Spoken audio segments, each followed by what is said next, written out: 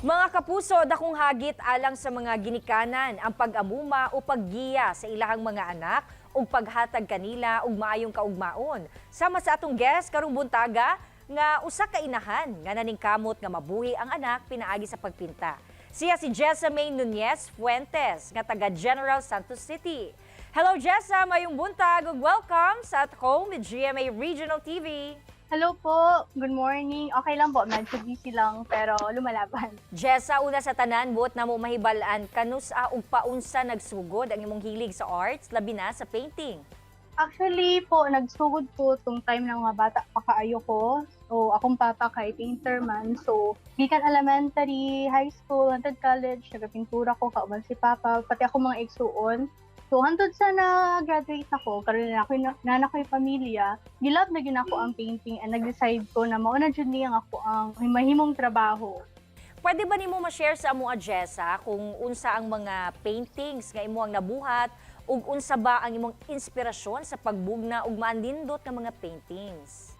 Actually po, ang mga paintings dati, usually mga mural paintings. Tapos karon since nagadawat na ko mga dagko kayo na clients, ako mga paintings na kay mga dagko kay na paintings na for interior design or magbagay sila sila mga balay. So, kumbaga naga-paint ako og mga huge paintings para sa mga mansions diri sa Jensen. Tapos napod ko mga paintings na inspired by human bodies. So, kumbaga meron ako ang inspiration kay we have to normalize normal bodies wherein ginapakita na ako ang tinuod na shape sa human bodies na dili porket ani imong body is dili na ka ma-perceive as beautiful sa society. So we have to appreciate them. Mao na ko ang mga visualist ako ang mga paintings. Sa ako ang painting series ko na Woman You Are Beautiful, dili pa na ako dili pa na ako pwede iingon kung kinsa akong model but na ako'y model ana. Jessa, unsa sab imong mga greatest achievement as a painter? Since elementary po, and high school and college, nagkakaroon na po ako ng maraming mga achievements or awards na nakuha. Especially nung college po, I got the University Artist of the Year Award, Kabantugan Artist of the Year Award, and College Distinction Award for Visual Arts. And this time po, after ng graduation noong 2018, I received a huge award from the NCCA, National Committee on Visual Arts. I am also one of the top 15 ng Obra Maestra, that is first reality art show dito sa Philippines. Ongoing show pa po. So we are just waiting na maka on the spot na po yung final 15. I understand, Jessa, na kining painting din hiusab ka nagasalig aron mabuhi ang imong anak. Can you share this story with us?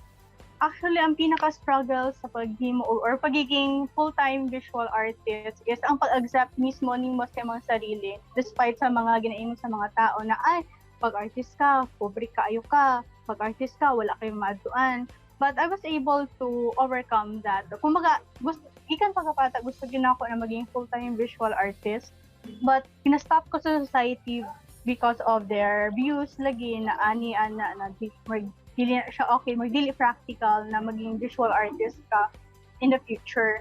But tungod sa akong mga experiences, I was able to prove them and I was also able to inspire a lot of people na mag-continue sa art as their full-time job.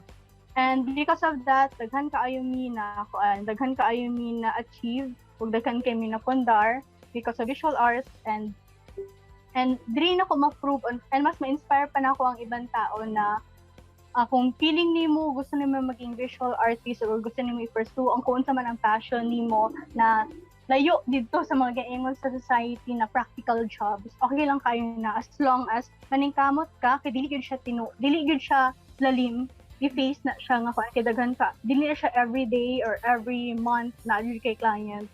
But pag maningkamot ka, taas gyud na siya na process, maadaan gyapon nimo tong mga goals na gusto nimo i-achieve sa imong life.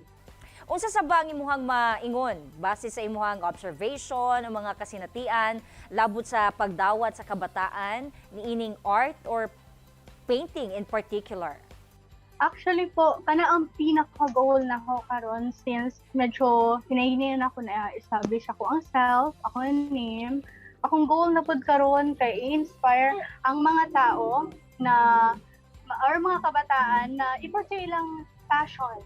Kay nagakandak mi og mga free painting tutorials, sagahimo mi og mga art talks to inspire them and to share our experiences as visual artists. Kaya naman gud mi group diri sa Jansan, ang Mugna General Visual Artists Guild. Kumbaga murag composed na siya sa mga veterans, mga millennials pa, mga gasugod pa lang, mga aspiring artists kung hindi pa kayo kabalo, na welcome na mo sila. Kay ang kaning sa art man good, you have to feel the experience. So dapat mo siya ma-experience good para mas ma-inspire ka o mas makabalo ka kung sa ang himong himuon in the future. Wala siya. So we have to share a lot of things, experiences na mo to inspire them. And ano siya, at least mas malipay silang i-pursue ilahang passion kay makita nila sa mua nga kaya na, hindi kaya na mo o ginakaya na mo karon. Alright. Lastly, unsa imong mahatag nga tambag, Jessa, sa mga kabataan nga gusto makatuon o mahasa ang ilahang talent sa painting? Akong maingon lang yun dira sa mga kabataan na gusto magtuon mag-paint is i-pursue lang inyong passion. Just, kung ganaingon din na, just keep the fire burning. But, kung ako na ganaingon natin i-pursue imong passion, it doesn't mean na di na ka mag-focus sa imong academics. Just like sa ako, dati nag-eskwela ko, patagabintura pag na-ay time para maka-earn na nag-enjoy po sa ko ang mga art life. So, makanya naman, you have to balance your education and then yung passion mo. But at the same time, kailangan mo kasi siyang i-balance kasi you have to be successful in life then or you have to finish your degree muna para at least meron ka ng freedom to decide kung ano ba talaga yung gusto mo if you really want to pursue this. At least may natapos ka and may napatunayan ka and you enjoyed your kabataan, kumbaga, with your passion din, while enjoying your passion. Daghang salamat, Jessa, sa imong gihatag nga panahon kanamo. Inaot nga mudaghan pa ang mga magpahimo sa imuha aron nga makatabang pag-ayo sa imong pamilya ug maka-inspire pa ka sa uban. God bless! Salamat po! Kini ang At Home with GMA Regional TV.